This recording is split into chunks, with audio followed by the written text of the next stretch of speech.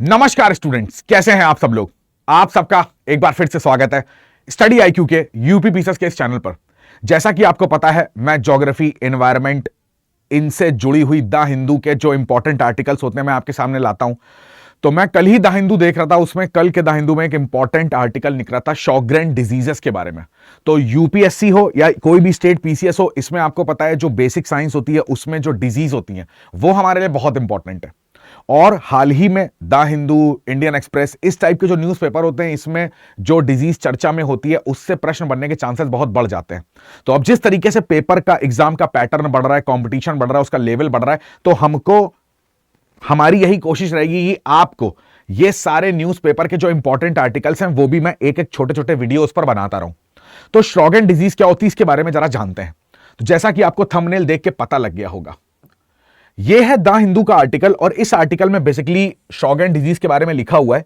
एक important point यहां पर देखिए लिखा हुआ है ऑटो इम्यून कंडीशन।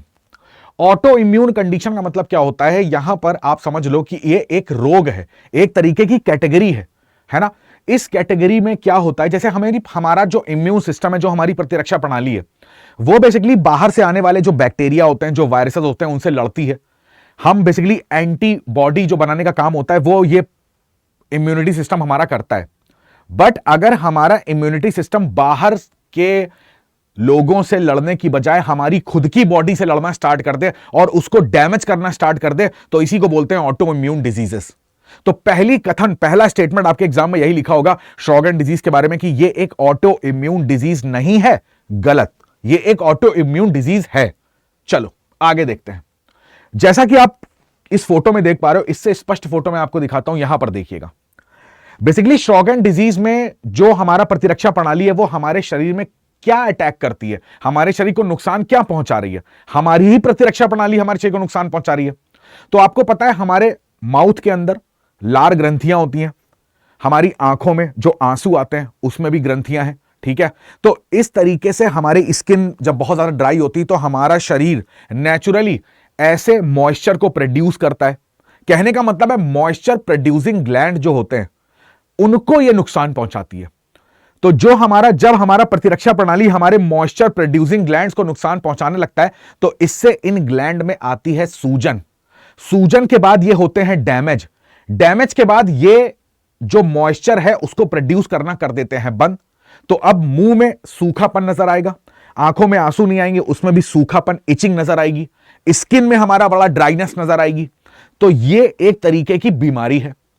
अब यहां पर ये जो बीमारी आप देख पा रहे हो, जैसे ड्राई आईज हो गया, ड्राई माउथ हो गया, ड्राई स्किन है, वेजिनल ड्राइनेस है, ठीक है, ड्राई नोज है, केवल ये लार ग्रंथियों को यहां पर कंट्रोल कर रही है जिससे कि मॉइस्चर प्रोड्यूस ना हो सके।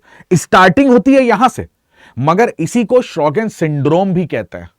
तो सिंड्रोम का मतलब हो गया, क्या ये हमारे किसी और बॉडी पार्ट को भी इफेक्ट करती है? बिल्कुल सही बात है। धीरे धीरे करके, अब चूंकि सोच के देखो, आंखों में अगर आंसू नहीं आ रहे हैं, हल्की सी इचिंग हो रही है, तो हम इसको खुजला लेते हैं। हम क्या करते हैं, कोई आई ड्रॉप अपनी आंखों में डाल लेते हैं। अगर हमारा बार बार मुंह सूख रहा है तो हम इसको बड़ा सीरियसली लेते नहीं है। तो जब हम सीरियसली नहीं लेते तो हम डॉक्टर के पास नहीं जाते हैं, तो हमारा डायग्नोसिस हो ही नहीं पाता कि हमें कुछ इस प्रकार की बीमारी भी है। हमारी स्किन अगर ड्राई हो रही होती तो हम उसमें कुछ अलग से यहां पर बॉडी लोशन वगैरह लगा के उसको नॉर्मल कर देते हैं। बट धीरे धीरे ये चीज जब बढ़ती जाती है, टाइम होता चला जाता है, तब हमें यहां पता चलता है कि हमारे अंदर ये एक प्रकार की बीमारी थी कि हमारे जो मॉइस्चर प्रोड्यूसिंग ग्लैंड है वो मॉइस्चर को प्रोड्यूस ही नहीं कर रहे थे। यहां पर अगर बात करें कि शॉगरेन डिजीजेस की, तो सबसे इंपॉर्टेंट यहां पर क्या बात होती है, इसको डायग्नोस करना।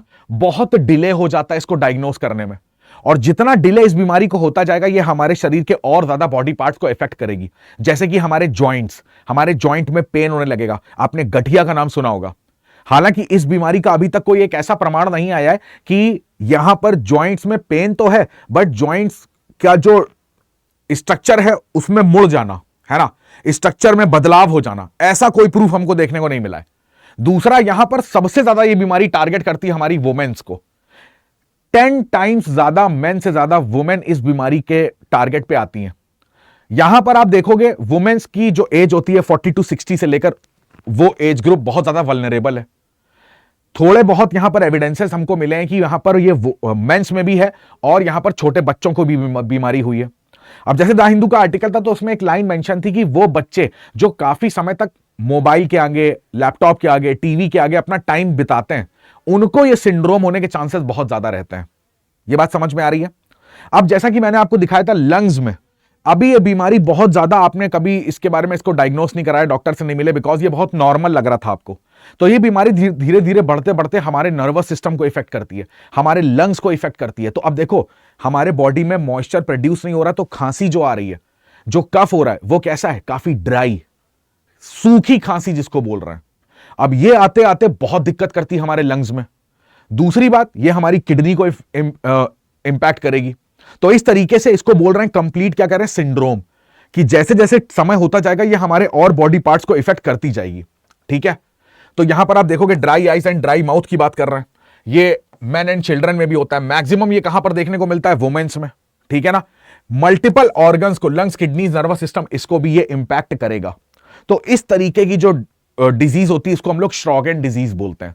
आज के टाइम पे इसका कोई पर्टिकुलर क्योर है नहीं। तो जब भी हमको ऐसा लगे कि कुछ सूखापन लग रहा है, आंखों में इचिंग हो रही है, या आंखों में आंखें जब आप उसमें जरा सा भी रब करोगे तो वो रेडिश हो जाएंगी, तो आई ड्रॉप डालने से अच्छा एक बार हम डॉक्टर के पास जाके उसको दिखवा सकते हैं, है ना? अगर बार बार हमारा मुंह सूख रहा है, हमें बार बार पानी पीने की इच्छा होती है, कई बार ऐसा होता है कि इस बीमारी के रहते यहां पर जब आप कोई भी सॉलिड खाना खाएंगे ना, तो बार बार आपको पानी पीना पड़ेगा, क्योंकि वो खाना अंदर, माउथ के अंदर ना लार ग्रंथियां क्या कर रही हैं? तोड़ रही हैं, तो वो टूट नहीं पा रहा है, तो बिल्कुल सॉलिड आप तो निगल नहीं सकते, तो इसमें भी प्रॉब्लम आती है। तो कई बार ये बीमारी हमारे टीथ में कैविटी बन के उभर आती है, तो हमारे दांतों की प्रॉब्लम हमको हो सकती है।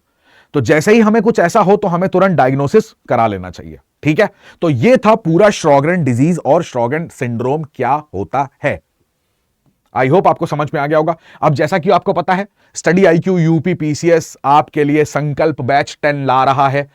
एडमिशन क्लोजिंग की लास्ट डेट 30 नवंबर यानी कि आज है, तो बिल्कुल भी देर मत करिए, इसको ज्वाइन करिए। मैंने आपको पहले भी बताया है, अगर आप चाहते हो एक सधी हुई स्ट्रैटेजी, आप चाहते हो कि आपको वो स्टडी मटेरियल दिया जाए जो एकदम सेलेक्टिव हो, आपके बेसिक कॉन्सेप्ट प्लस आपकी प्रैक्टिस, यहां पर 1-to-1 mentorship guidance, prelims test series, mains answer writing, हर चीज प्रीलिम्स से लेकर इंटरव्यू तक जो आपकी जर्नी है वो कंप्लीटली एक चरणबद्ध तरीके से, एक बहुत ही ज्यादा प्रॉपर स्ट्रैटेजी के साथ आपकी पढ़ाई यहां पर करवाई जाएगी। तो जाके आप स्टडी आईक्यू की वेबसाइट पर जाके आप उसके सारे फीचर्स देख सकते हैं। आप इस कोड को अप्लाई कर सकते हैं, SIDDLIVE, मैक्सिमम डिस्काउंट यहां पर आपको इस कोर्स की फीस में मिल जाएगा। तो देर मत करिए, आज 30 नवंबर है, आज लास्ट डेट है इस बैच को ज्वाइन करने की। तो अपने हिसाब से निर्णय लीजिए और स्टडी आईक्यू यूपी पीसीएस को ज्वाइन करिए। ठीक है? आप सभी का बहुत बहुत धन्यवाद। जय हिंद।